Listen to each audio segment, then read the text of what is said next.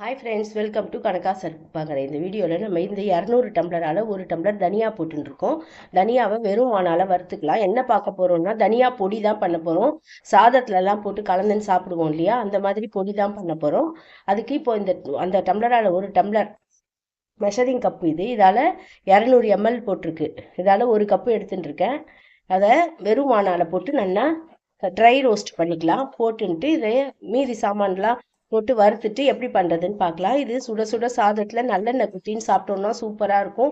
இது கூட இந்த பொடியால் கலந்துட்டு தொட்டுக்கிறதுக்கு குழம்பு தொட்டுன்னு சாப்பிட்டோம்னா சூப்பராக இருக்கும். வாய்க்கு தேவாமிர்தமாக இருக்கும். அன்னதரேஷன் நீங்கள் இருக்கும், பித்தம்லாம் தெளியும். அதனால தான் நான் இன்னைக்கு இது பண்ணுறேன். இப்போது இது நல்லா வெறுமானால நல்லா வறுபடட்டும் பார்க்கலாம். நல்லா வெடுக்குன்னு சுட்டா போதும். ரொம்பலாம் கருப்பாக வறுத்தோம்னா கசந்து போயிடும் தனியா மல்லி. அதனால நம்ம இதே மாதிரி வெறுமானால திட்டமாக வறுத்துக்கலாம். கலர் மாறாமல் வறுத்துக்கணும். கருப்புலாம் வரக்கூடாது. இப்படி நம்ம தொட்டு பார்த்தோம்னா நல்லா வெடுக்குன்னு சுட்டுருக்கணும். இன்னும் சூடே ஏறல, இன்னும் லைட்டாக தான் சூடு ஏறி இருக்கு.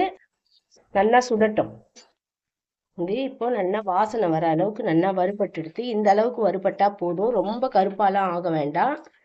நல்லா வெடிக்கிறது சத்தம் கேட்கறது பார்த்தீங்களா, இந்த அளவுக்கு போதும். இப்போ நம்ம இதை எடுத்து தட்டில் மாற்றிக்கலாம். அதை தட்டில் மாற்றிட்டு இதில் இப்போ 1 ஸ்பூன் அளவுக்கு எண்ணெய் குத்திருக்கேன். எண்ணெய் நல்லா காஞ்சிட்டு இருக்கு. இப்போ இதில் நம்ம ஒரு 10 வரமிளகாயை போட்டு அது நெடி வராமல் இருக்கிறதுக்காக தான் எண்ணெய் லைட்டாக குத்திருக்கேன். அதை குத்தி நம்ம இந்த 10 மிளகாயை வறுத்துக்கலாம். வறுத்து எடுத்துட்டு இதுவும் நல்லா கருப்பாகாத கலர் மாறினோடனே நம்ம எடுத்துட்டோம்னா தான் நல்லா இருக்கும், கருப்பாகக்கூடாது. இப்போ இதை நம்ம நல்லா வறுபட்டு எடுத்து சொதன்னு தான் இருக்கும், ஆனால் வெளியில் வச்ச உடனே நல்லா கிறிஸ்பி ஆகிடும். இப்போ இதை வெறும் வானால வறுத்துட்டு அது கூடவே இப்போ நம்ம கடலைப்பருப்பு உளுத்தம்பருப்பெல்லாம் வறுத்துக்கலாம். இப்போ இதை இந்த மாதிரி தட்டில் மாற்றிக்கலாம். மாற்றிக்கிட்டு இந்த வானாவை அடுப்பில் போட்டுன்ட்டு இதுலேயே ஒரே 1 டிராப் எண்ணெய் குத்திக்கலாம். கடலைப்பருப்பு உளுத்தம்பருப்பு வறுபடுறதுக்கு தான். ஒரு 200 தனியாக்கு நான் இந்த கப்பால் 1 கப்பு உளுத்தம்பருப்பும் 1 கப்பு கடலைப்பருப்பும் எடுத்துக்க போகிறேன். அதே மெஷர்மெண்ட்டில் எடுத்துக்கோங்க, கரெக்டாக இருக்கும். நிறையா பருப்பும் போட வேணாம், அப்புறம் தனியாக வாசனையே தெரியாது. இதே கப்பால் தான் எடுத்துட்டுருக்கேன். எடுத்துட்டு நல்லா இதை வறுபட்டுக்கலாம். இது முக்கால்வாசி வறுபட்டதுக்கப்புறம் நம்ம இதில் கொஞ்சம் பெருங்காயமும் உப்பும் சேர்த்துக்கலாம். இது நல்லா வெறுமானால சிகப்பாக வறுபடட்டும்.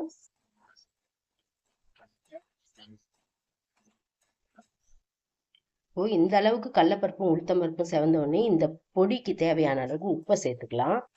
இந்த அளவுக்கு உப்பு சேர்த்துட்டா கரெக்டாக இருக்கும். இது கூடவே நம்ம இந்த சூட்டிலே பெருங்காயத்தையும் போட்டுட்டோம்னா நல்லா வாசனையாக இருக்கும். அதனால் பெருங்காயமும் போட்டுக்கலாம். போட்டுட்டு ஒரு வறுபட்டவுடனே நம்ம ஆறினதும் மிக்சி ஜாரில் போட்டு நல்லா பொடியாக பண்ணிக்கலாம். இப்போ இது நல்லா பெருங்காயம் வறுக்கும்போது நல்ல ஸ்மெல்லு வருது. இப்போ இது வானாலேயே இருக்கட்டும். வானா சூட்லேயே இன்னும் கொஞ்சம் நல்லா வறுபட்டுடும். இது ஆறினோடனே அரைக்கும் போது பார்க்கலாம். இப்போ நான் ஸ்டவ்வை ஆஃப் பண்ணிட்டுறேன். இது ஆறட்டும். இப்போ நம்ம வறுத்த கடலைப்பருப்பு உளுத்தம்பருப்பு உப்பு பெருங்காயத்தை தனியாக கூடயே கொட்டின்ட்டோம். இதை நம்ம இப்போ அரைச்சிட்டு பார்க்கலாம். இது இப்போ நல்லா ஆறிடுத்து. இப்போ நம்ம தட்டுலேருந்து மிக்சி ஜாருக்கு மாற்றிட்டோம். இதை இப்போ நம்ம தனியாவை பொடியாக பண்ணிக்கலாம். அரைச்சிக்கலான்னு சொல்லிட்டேன், பொடியாக பண்ணிக்கலாம். பொடியாக பண்ணிட்டு பார்க்கலாம். இதை ஒரு ஈரம் இல்லாத கண்டெய்னரில் போட்டு வச்சுட்டோம்னா 1 மாதம் வரைக்கும் கெட்டு போகாது. நம்மளுக்கு எப்போ வேணுமோ அப்போ இந்த பொடியை போட்டு நல்லெண்ணெய் குத்தின்னு சாப்பிட்டா சூப்பராக இருக்கும். ட்ரை பண்ணாதவங்கெல்லாம் பண்ணி பாருங்கள். இப்போ நான் இதை அரைச்சிட்டு காமிக்கிறேன், பொடி பண்ணிவிட்டு காமிக்கிறேன். நம்மளோட தனியா பொடி சூப்பராக ரெடி ஆகிடுது. நான் கொஞ்சோண்டு ஒரு சிட்டிக்கு எடுத்து வாயில் போட்டுன்னு பார்த்தேன். உப்பு காரம்லாம் அவ்வளோ பர்ஃபெக்டாக சூப்பராக இருக்குது. ஏன்னா நம்ம 10 மிளகா போட்டிருக்கிறதுனால கொஞ்சம் சுருக்குன்னு தான் இருக்கும். ஃபஸ்ட்டு பண்ண உடனே அப்படி தான் இருக்கும். அதுக்கப்புறம் காரம் அடங்கிடும்.